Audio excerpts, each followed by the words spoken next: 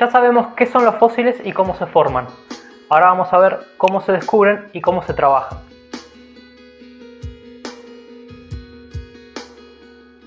Como ya vimos, los fósiles se depositan en estratos sedimentarios horizontales, desde los más viejos abajo hacia los más nuevos arriba.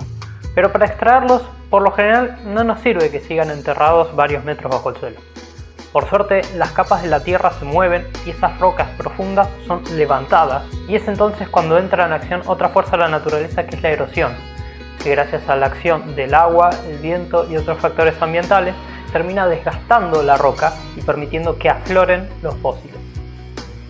Pero el levantamiento de las rocas raramente mantiene su horizontalidad. Por ejemplo, en Bolivia se encontró una pared enorme de roca repleta de huellas de dinosaurio, en posición vertical.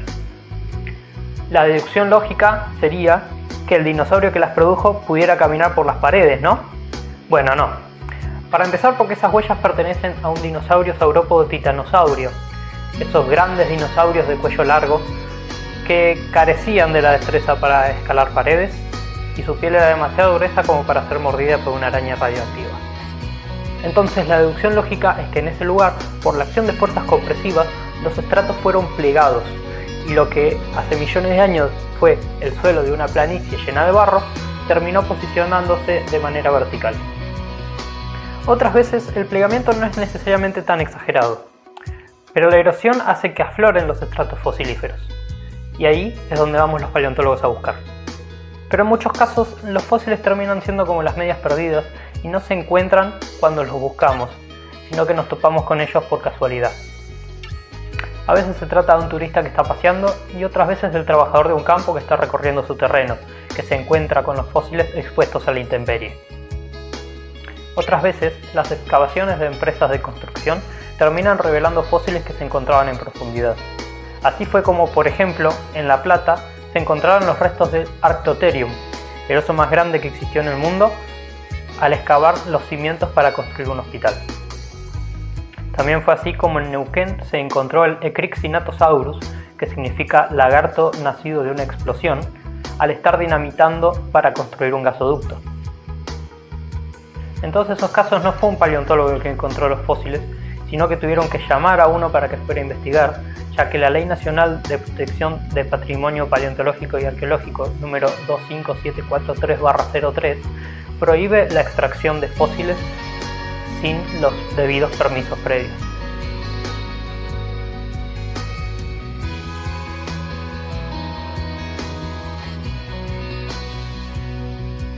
Una vez hallados los fósiles, es primordial ponerlos a resguardo, ya que al ser cosas tan viejas suelen ser muy frágiles, y las mismas condiciones ambientales que erosionaron las rocas que antes las escondían también pueden desgastar los fósiles. La forma en que se extraigan los fósiles va a depender de la dureza y el tipo de sedimento que los contenga, pudiendo variar desde simplemente una pala y un cepillo a martillos neumáticos, grúas y palas retroexcavadoras.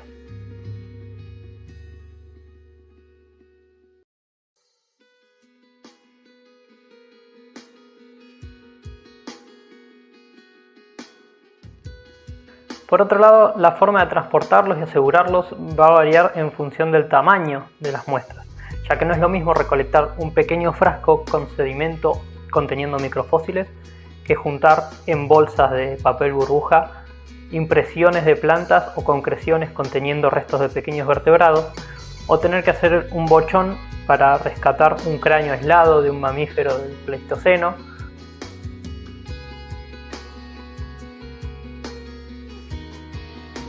o tener que armar un bochón aún más grande para rescatar una coraza entera de gliptodonte.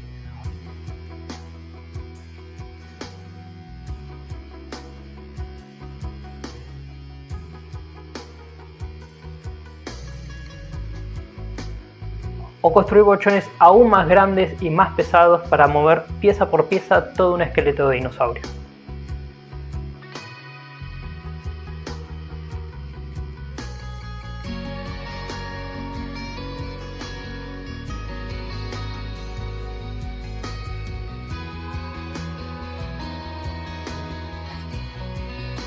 Del mismo modo, variará también la forma de trabajar luego esos restos en el laboratorio. A veces es tan sencillo como volcar un frasco bajo una lupa o microscopio y con pinza, pincel y aguja separar los microfósiles del sedimento. Otras veces el sedimento y el fósil están mucho más consolidados y es necesario realizar un trabajo mecánico para separarlos.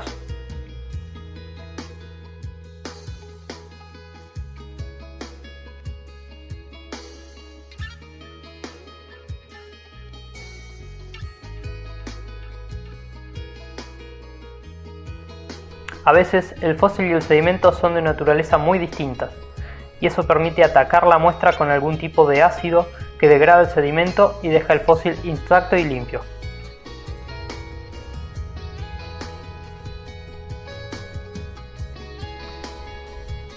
Otras veces el fósil está en un estado tan frágil y delicado o el sedimento es tan difícil de eliminar que incluso resulta más sencillo escanear toda la roca con rayos X o con un tomógrafo y trabajar con una versión computarizada tridimensional del fósil. Esta técnica sirve no solo para preparar digitalmente un fósil, sino también para estudiarlo, ya que permite analizar en detalle cómo son los fósiles por dentro sin tener que, por ejemplo, cortarlos con una motosierra para ver su interior. De este modo, en los últimos años se han realizado grandes avances en el entendimiento de cómo crecían los dinosaurios, cómo sanaban de heridas, cómo respiraban, cómo eran sus cerebros y cómo percibían el mundo, entre otras cosas. Por supuesto que a la hora de estudiar los fósiles hace falta tener en cuenta muchos factores, como por ejemplo la morfología, la cual conocemos tanto a través de los fósiles como del estudio de los organismos actuales. Por otro lado, la filogenia, que es la relación de parentesco entre diferentes especies y linajes a través del tiempo, y el tipo de ambiente en el que habitaba ese organismo y el tipo de clima que allí había. Información que podemos obtener tanto de las rocas como de otros fósiles asociados. En ese aspecto resultan muy útiles los aportes de la paleobotánica, la paleopalinología y la micropaleontología. Esos tres tipos de fósiles resultan grandes indicadores paleoambientales.